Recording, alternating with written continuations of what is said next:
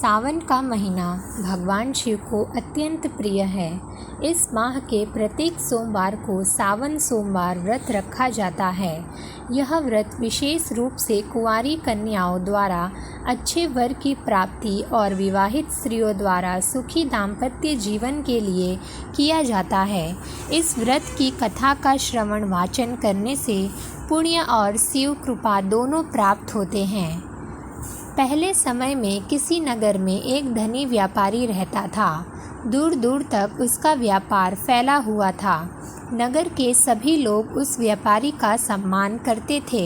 इतना सब कुछ से संपन्न होने के बाद भी वह व्यापारी बहुत दुखी था, क्योंकि उसका कोई पुत्र नहीं था, जिस कारण अपनी मृत्यु के पश्चात व्यापार के उत्तराधिकारी की चिंता उसे हमेशा सताती रहती थी।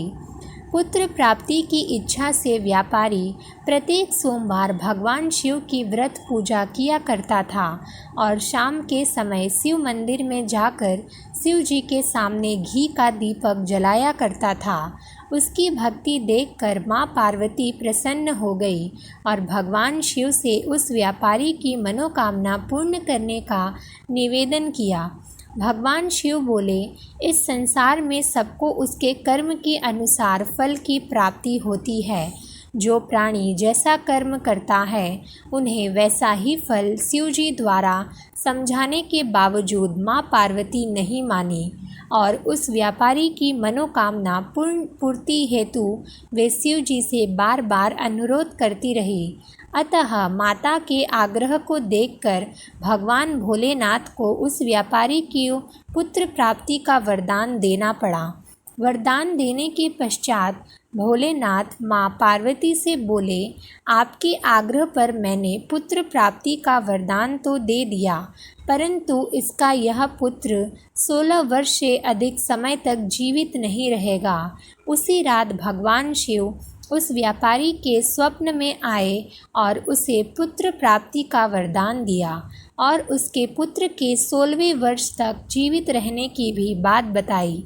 भगवान के वरदान से व्यापारी को खुशी तो हुई, लेकिन पुत्र की अल्पायु की चिंता ने उसे खुशी को नष्ट कर दिया।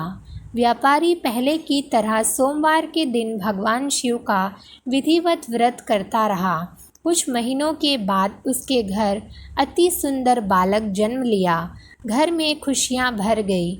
बहुत धूमधाम से पुत्र जन्म का समारोह मनाया गया, परंतु व्यापारी को पुत्र जन्म की अधिक खुशी नहीं हुई, क्योंकि उस पुत्र की अल्प आयु के रहस्य का पता था।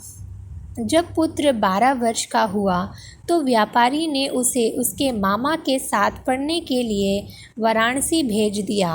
लड़का अपने मामा के साथ शिक्षा प्राप्ति हेतु चल दिया। रास्ते में जहाँ भी मामा भांजा विश्राम हेतु रुकते, वहीं यज्ञ करते और ब्राह्मणों को भोजन कराते। लंबी यात्रा के बाद मामा और भांजा एक नगर में पहुँचे। उस दिन नगर के राजा की कन्या का विवाह था, जिस कारण पूरे नगर को सजाया गया था।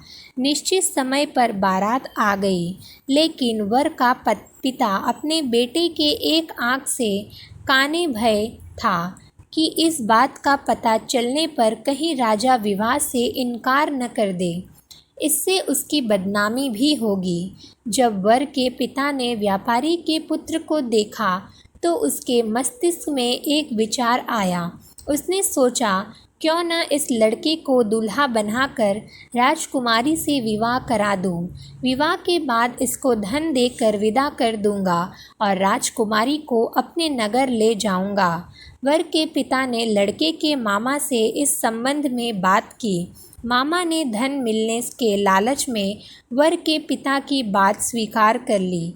लड़के को दूल्हे का वस्त्र पहनाकर राजकुमारी से विवाह कर दिया गया।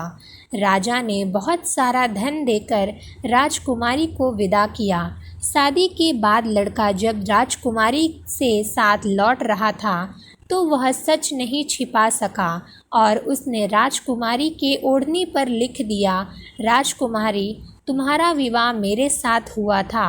मैं तो वाराणसी पढ़ने के लिए जा रहा हूँ और अब तुम्हें जिस नवयुवक की पत्नी बनना पड़ेगा वह कान्हा है। जब राजकुमारी ने अपनी ओढ़नी पर लिखा हुआ पढ़ा तो उसने काने लड़की के साथ जाने से इनकार कर दिया। राजा सब बातें जानकर राजकुमारी को महल में रख लिया। उधर लड़का अपने मामा के साथ वाराणसी पहुंच गया और गुरुकुल में पढ़ना शुरू कर दिया। जब उसकी आयु 16वें वर्ष की हुई तो उसने यज्ञ किया।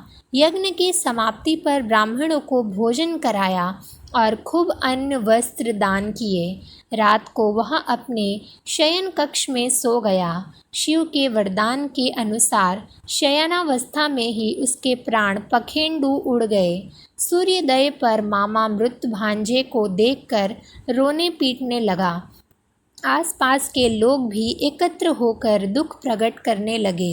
लड़के के मामा के रोने विलाप करने के स्वर समीप से गुजरते हुए भगवान शिव और माता पार्वती भी सुने।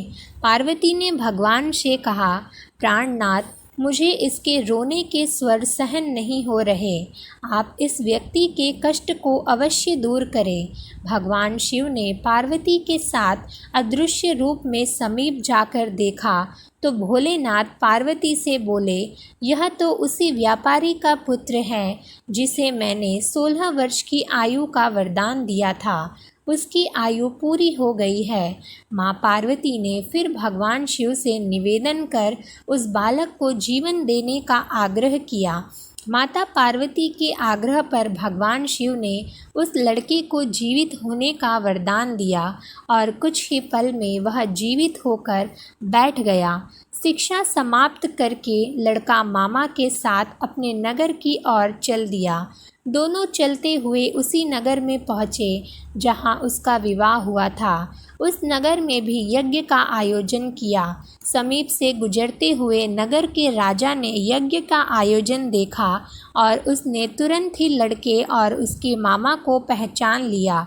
यज्ञ के समाप्त होने पर राजा मामा और लड़के को महल में ले गया और कुछ दिन उन्हें महल में रखकर बहुत सा धन वस्त्र आदि देकर राजकुमार के साथ विदा कर दिया।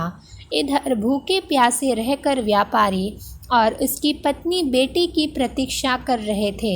उन्होंने प्रतिज्ञा कर रखी थी कि यदि उन्हें अपने बेटे की मृत्यु का समाचार मिला तो दोनों अपने प्राण त्याग देंगे। परंतु जैसे ही उसने बेटे के जीवित वापस लौटने का समाचार सुना तो वह बहुत प्रसन्न हुआ।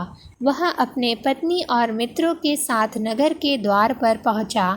अपने बेटे के विवाह का समाचार सुनकर पुत्र वधू राजकुमारी को देखकर उसकी खुशी का ठिकाना न रहा। उसी रात भगवान शिव ने व्यापारी के स्वप्न में आकर कहा, हे श्रेष्ठी, मैंने तेरे सोमवार के व्रत करने और व्रत कथा सुनने से प्रसन्न होकर तेरे पुत्र को लंबी आयु प्रदान की है। पुत्र की लंबी आयु जानकर व्यापारी बहुत प्रसन्न हुआ। सोमवार का व्रत करने से व्यापारी के घर में खुशियाँ लौट आई। शास्त्रों में लिखा है कि जो स्त्री पुरुष सोमवार का विधिवत व्रत करते हैं और व्रत कथा सुनते हैं, उनकी सभी इच्छाएं पूरी होती हैं।